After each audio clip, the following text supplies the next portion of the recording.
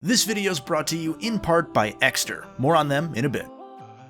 A little bit late here, I know, but I did promise a Ratchet Clank Rift Apart PC review, and rather than just throw this on the second channel because I'm a little bit late, I figured I would go the extra step and also talk a bit about what other Ratchet Clank games could or should come to Steam next. A review code for this game was provided by PlayStation last month, although reviewers far and wide didn't actually get their review codes until halfway into launch day, which is why this video fell further back on my schedule. I'll talk more about that in the comments if you care. What you need to know is that I beat Rift Apart another 3 full times on PC. I got all of the Steam achievements within like 8 hours of downloading it, because I admittedly skipped most of the cutscenes this time around. I have beaten this game about 10 times at this point between reviews and streams, and that I played the game both on my Steam Deck and on my regular PC, using both my solid state drive and a regular hard drive to compare and give you the most comprehensive idea possible of whether this game is worth picking up for your case specifically. And my answer? Yeah, it's pretty good. Not $60 good, in my opinion, but we'll get there in a bit. First things first, although I'm not going to talk deeply about any story stuff, at least in this part of the video that is the review, I still think this is an excellent entry or re-entry point into this franchise for the folks that have either never had the chance to play RNC before, or maybe have only played certain games because they only had a PS2 or a PS3 or whatever. Insomniac really navigated the tightrope so well to make sure that this could be anybody's first or 400th Ratchet & Clank game just fine. The returning characters are explained well enough that even if you've never played a Ratchet game before, you'll have an immediate understanding, and even though this is a multiverse story, it never crosses the line too deeply into confusing, well, as long as you don't think too much about the super duper deep lore, and for your own sake, trust me, just don't, these games ain't that deep.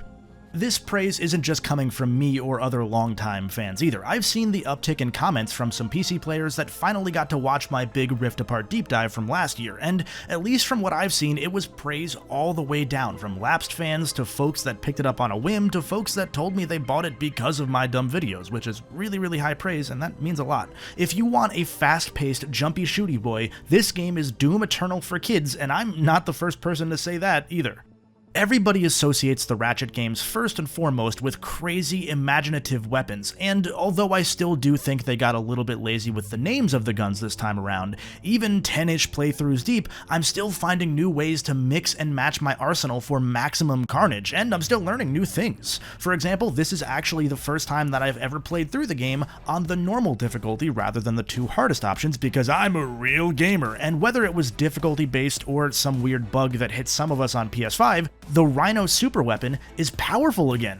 See, whenever I used it before, its damage radius was weirdly limited, but this time around, even in New Game Plus, it shredded through baddies. It still may not be the best attack in the game, that goes to the Ice Cubinator and Wrench combo, but I'm glad to see the Rhino is at least good again. Weirdly enough, I did go back on PS5 on normal and test it out, and it still kind of seemed underpowered there, so I'm not quite sure what that deal is. Maybe I'm just insane, who knows. Moving on to performance, probably the part that most of you are here for, I said it was pretty good a bit ago, but pretty good is admittedly underselling it. At points, I was more impressed with how the game ran here on PC than I even was back when this was the PS5's only game. I was floored that this worked on Steam Deck as well as it did, especially since fellow PS5 game Returnal straight up refused to even pretend it could work on Steam Deck for several months. Apparently that game does kind of almost maybe sort of work at a choppy 30 FPS now on Steam Deck, which is cool, but I was able to get Rift Apart to run at a pretty stable 60 on launch day. Admittedly with some audio and optimization hiccups that have since been ironed out in my experience. Stuff like audio cutting out here and there, some memory leaks, or a couple crashes during extended play sessions. But outside of me being a dickhead and wanting to see how quickly the game broke if I ran it on high settings on the Steam Deck, surprisingly, took quite a little while by the way, this was far and away the best handheld experience this series has ever had. Not that that's saying too much looking at the Vita HD collection or the Vita version of Full Frontal Assault or the PSP games, don't worry, that video's coming. I will say that on launch day specifically, I did run into a couple even weirder issues that I couldn't replicate. Like, if I kept fidgeting with the settings too much on Steam Deck, the wall running platforms and some terrain in Nefarious City just didn't load. It only happened a couple times on that specific day before patches started dropping, and I noticed that when resetting the game, certain settings seemed to only be half applying before I reset. Stuff like graphical settings didn't seem to go nearly as fully into a certain setting when I would do it before I reset the game. That's about to be expected. You should reboot things when you're testing settings, obviously. But again, after that first day, after the first patches dropped, I couldn't replicate any of those specific issues. When in doubt, if you do start noticing any hitches at all, just go ahead and reboot the game and it'll be totally fine. The game saves its progress like every half second anyway, so you're not going to lose anything. As for playing it on my proper PC, A, mouse and keyboard Ratchet & Clank is weird and I don't like it. B, it's great seeing the Xbox button prompts on this game. I love when Xbox or PlayStation games have the others buttons. I just think it's cute. And C, Rift Apart straight up ran better than it did on PS5. At least in terms of frame rate and raw visual fidelity. Though my PC does have a 3070, and because I also edit videos on this thing, it's got way too much memory, so your experience will probably vary a bit, of course.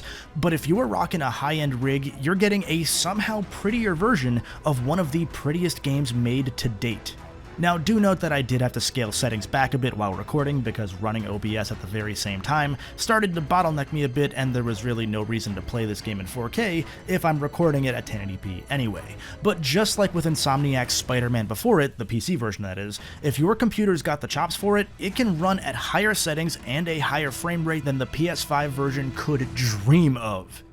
But unlike with Spider-Man, I don't think that makes this PC release the definitive version of Rift Apart, and that's because of this game's whole gimmick, the instant loading when navigating between dimensional rifts. See, even when I played the game at its most optimal, loading from a solid-state drive like you're supposed to, the game still consistently either hitched for just a moment during these load-masking dimensional floaty sequences, or they took another second longer than the PS5 version did. Now, is a second going to make any difference for functional play? No, not at all, obviously, of course not. And although my PC's solid-state drive has about the same read-write speeds as the extra solid-state drive that I have installed on my PS5, where I have Rift Apart also installed, you can see the little cracks where Insomniac would hide its loading. Personally, as a fucking nerd, I find that stuff super cool. Like during the game's intro when the logo pops up and it scrolls down deep into Nefarious City, that tiny frame or two where they cover the camera up with the side of a building, on PC, that's likely to hitch for just a moment, and you'll see this little loading icon that I swear I never once noticed on PS5. I'm sure it was there for the record, but I never noticed it because it always happened during a cutscene because there was never any moment where the game was just faded to black for more than a frame, maybe? Also, maybe it was just me, but the animation never properly plays, even to this day after patches, when I open these little pocket dimension rifts. There are still a couple hiccups like that, clearly, even after some of the patches. And if we're talking about playing the game from a slower mechanical hard drive, well, it's exactly what you'd probably expect. The same is true here for the Steam Deck, even with a solid-state drive. A slower drive means you're going to see longer hitches during these dimensional jumps, and if your computer doesn't have a lot of memory available to load the larger levels, especially all at once like the PS5 release does, you can expect to see a greater performance hit during regular gameplay. The game just straight up struggles at points on an HDD. It's honestly fun to see, but in a game whose pacing is so meticulously set up from start to finish so that cutscenes and gameplay are seamlessly bounced back and forth, so that even when traveling between planets, there's essentially no moment when you're not holding the controller and paying attention, these hitches arguably take just a little bit more away from a game like this, where the presentation is a lot of the game's magic. It shouldn't break the game, not by any stretch, but if you're rocking a regular mechanical drive, you should already go in knowing that you're playing a very compromised version. It's still impressive that it works as well as it does though, really, no matter your rig. Altogether, even when accounting for the hiccups, it's a stellar first outing for PC players to dive into, even if it's not going to be a truly definitive version of the game for all but the highest end computers out there. However, my issue is more that it's $60 for a 2-year-old port of a game that already goes for $20 nowadays, and is outright free if you have that middle tier of PlayStation Plus. Sure, that's been the case for other games as well, and the goal is always to sell the console first, and ports like this, or Horizon, or God of War, or inevitably Ghost of Tsushima, please? Ports like these serve to drive people to pick up a PS5 because they just can't wait 2 more years once the sequel drops. But we're not close to a new Ratchet & Clank game for one, at least in all likelihood we're not. I know Insomniac is insane, but come on. And beyond that, this is the first time that this series is reaching players on PC. Something like a $40 budget price point for even a high-end port would be a far fairer ask given how much time has passed. I don't know, it just sits a little weird with me, especially in a year where money is a lot tighter for a lot of people. You know your wallet best, and your judgment will be better than mine in your own particular case here. And before I talk about what other Ratchet & Clank games I think should come to PC next, speaking of wallets, let's get you a new one with the sponsor of today's video, Exter. Now maybe it's because I don't wear cargo shorts with the little leg pockets, but from day one I've always had a slim wallet, something that's easy to fit into a normal pocket but not easy to lose. So when Exter reached out, they were a perfect fit. See, these fine folks have a whole slate of sustainable wallets and accessories, and thanks to their solar-powered tracker card here, you'll never have to worry about misplacing or forgetting it. Leave this bad boy in the sun for just a couple hours and it's got 3 months worth of charge. That's 3 months of being able to straight up call your wallet if you can't find it, or 3 months of it being able to ping your phone as you walk away because, oops, you left it at the restaurant table. And beyond just the tracker, Exter's super slim card holder can hold up to 12 cards and cash. It blocks RFID signals so that you're not at risk of data theft, and you can pop those cards out nice and easy with just the press of a button. Hell, sometimes I just press the button a bunch just to see them slide out like that. It's kind of cool. It makes me feel like I'm a Yu-Gi-Oh man. What does that mean? Why is that? Why did I say that? I don't know what that means. And best of all, I've got an exclusive discount for you to make this a no-brainer. Visit my link below or enter the code GOLDEN at checkout to get up to 25% off. Thanks again to Exter for sponsoring this segment, and now, let's get back to it. Okay, so as I said before the break, we're not close to another Ratchet game in all likelihood, which is what makes the release timing of Rift Apart PC so interesting. With a couple exceptions so far, like the Naughty Dog games, or Days Gone, or Sackboy, which for some reason came to PC but without crossplay, good job, most of the PlayStation PC titles have served a dual purpose. Sales, obviously, but also they're frequently announced or released during the early build to each game's sequel. The first two Spider-Men were released on the way to Spidey 2. Horizon PC dropped right around when Forbidden West was announced, although COVID delays messed up the release timing a bit there. God of War PC dropped in January, Ragnarok released later that year. Again, there are other outliers like Returnal, since Housemarque's next game hasn't been revealed yet, and both of those Naughty Dog PC games seem to be trying to tie into the Uncharted movie and The Last of Us show's release, but both ended up lagging behind due to delays or something. Ratchet could just be another one they're dropping because it's been a few years and therefore it's the optimal port time, but at that point, again, Ghost of Tsushima please? So my conspiracy theory is, as it was a few years ago, what if there's a Ratchet & Clank Future Saga collection or remaster or remake or something on the way? It'd make sense, right? The plot of Rift Apart heavily leans towards the next game being the final chapter to the Lombax question, linking up Ratchet with his species at long last, shut up, and bringing Rivet along for the ride as well. Moreover, a number of Rift Apart's planets are the alternate dimension version of levels from those PS3 games, with a ton of callbacks in each, and hell, one of them is even a close to one-to-one recreation at times, in the very same way that the PS4 game reimagined the PS2 game's levels. If there are any games that are necessary to telling the Lombax story most fully, it's the PS3 era. Now, do I believe this collection is actually happening? Absolutely not, are you kidding me? But if the goal is to get new players invested into the story, as messy as the PS3 stories may get, a chance to clean them up a bit might be the way to go.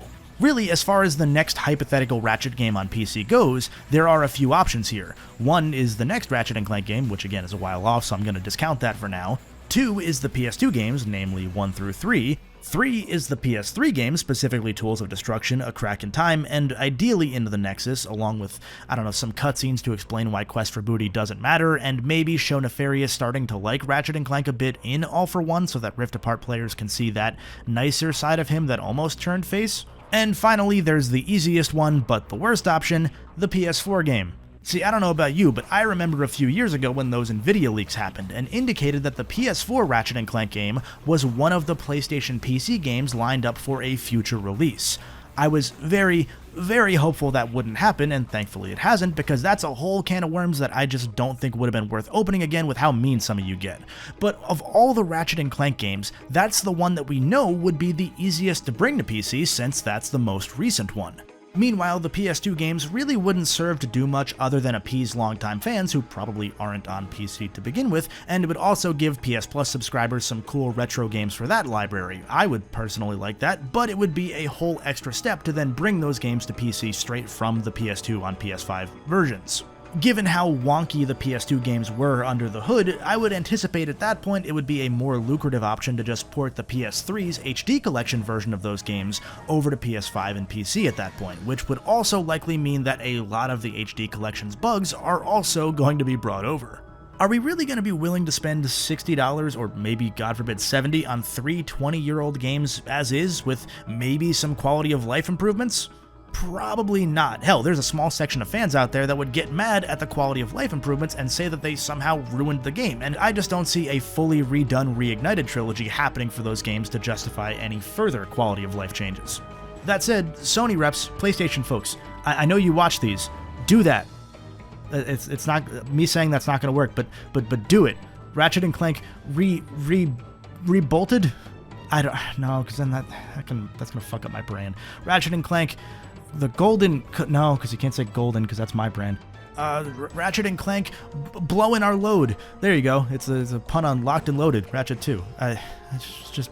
I'm gonna keep going in my script now. And that brings me back to the idea of a future collection. See, one of the really neat things about Ratchet is that each era represents a new era of the developers at Insomniac. The PS3 games were developed in no small part by folks that came up playing the PS2 games. Hell, there are folks that worked on Ratchet 3 that started working there after having fallen in love with Ratchet 1 just a year and change prior. Likewise, Rift Apart represented an Insomniac comprised of many folks that had straight up grown up playing the Ratchet and Clank games, and whose most formative experiences with the series came during that Future Saga PS3 era. Yes, you are old. So between the narrative ties that the PS3 and now PS5 eras of these games have, both in terms of game narrative and our real-life narrative here, and the fact that fans would be less likely to throw a fit if those games were changed slightly, or if a game like A Crack in Time maybe got a bit closer to fully finished instead of being rushed out in like 9 or so months. Hell, we can throw the cherry on top that of all the Ratchet and Clank games, the PS3 games are the ones that were the least played of the entire series, thanks to all of the PS2 to Xbox 360 converts, and because the PS3 is a cursed system where games are just never allowed to leave. Between all of these factors, I think that Tools of Destruction and A Crack in Time would be my choice for the next 2 Ratchet games to come to PC, at least in terms of what I think is feasible. Don't get me wrong, I would love the PS2 games to get ported over to PS5 and PC, but it ain't happening. I'd be excited by the idea of the Future Saga games getting a facelift. It would lead to some interesting discourse since the games aren't as touch this and I'll fucking kill you as the PS2 games would be. It would give a ton of people the chance to finally play those games, since streaming isn't ideal for most folks still, and that's the only fucking way to play these games. And given that Insomniac's got Wolverine rumored for a 2024 release, it would buy another year of time ahead of whatever the next Ratchet game is. You know, unless they really are insane and there's a smaller Rivet and Kit game or something coming next year too, which, to be fair, is very possible still. They are absolutely batshit. Plus, since you'd have to assume in this case that Insomniac isn't leading production itself on this sort of Future Saga collection, but instead consulting, there's always the additional hope that we'd be able to end up with something like a Spyro Reignited or a Crash Insane trilogy, rather than just a quick and dirty up-res with some small fixes. So that's my piece. Again, I don't think it's going to happen, and it should go without saying that if I did have any knowledge from prior RNC production sources or anything like that, I wouldn't have made this part of the video to begin with, so this is all just me talking here as speculation. Now, I'm going to do a bit of housekeeping here, but if you're new to the channel, I've made a bunch of deep dives on the Ratchet games and their development history, as well as behind-the-scenes history, docu-video things on a bunch of other games like Sly Cooper, Sonic, Metroid, and even goddamn Dig Dug, so subscribe if that sounds neat. Okay, so housekeeping. Hi, really quickly, because I know somebody's already asked this in the comments, I just fucking know it, Ratchet PSP video is coming. I've said this part before, but I jinxed myself by saying I would start working on it at the 100,000 subscriber mark, because I didn't think that was going to happen until earlier this month, and then it happened 6 weeks ahead of when I thought it would because of that Wii video blowing up. So I was going to have the video mostly ready by the time that I expected to hit 100,000 and just surprise you guys with it being done so soon after, but now we're at 110,000 subscribers, which is awesome, thank you so much, and it's been 2 months and I feel really, really bad. A great problem to have, I know, but much of July into August was packed full of me moving to a new place, the big annual charity stream event I do with the other folks over at the Charity Room, thanks to everybody who stopped by and helped us raise $21,000 for an excellent cause, by the way, and a few other projects that were already in the works kinda took precedent over me starting deeper on the Ratchet PSP videos besides recording gameplay and that sort of stuff. I know I said I wouldn't be updating folks until it was done, so I lied, here's an update, but I'm deep into the research stage trying to get comments on or off the record from as many folks involved in those games' productions as I can. That part usually takes a bit, but the proper retrospective part of that project is well underway. I do have a few more projects that I have to release first because of deadlines and liking to eat and pay rent and things, but my hope is that I'll have a mostly finished cut of the video ready for patrons sometime in September. So if you'd like early access to videos like that, or ad-free access to all videos, or you want access to the Golden Bolt Discord or something like that, it's a fun place, you should check it out, visit Patreon or click that dumb little join button here on YouTube. YouTube takes a bit of a bigger cut, but it gets you the same perks because I'm cool like that. I'll see you soon with the next episode, and as always, until then, stay golden.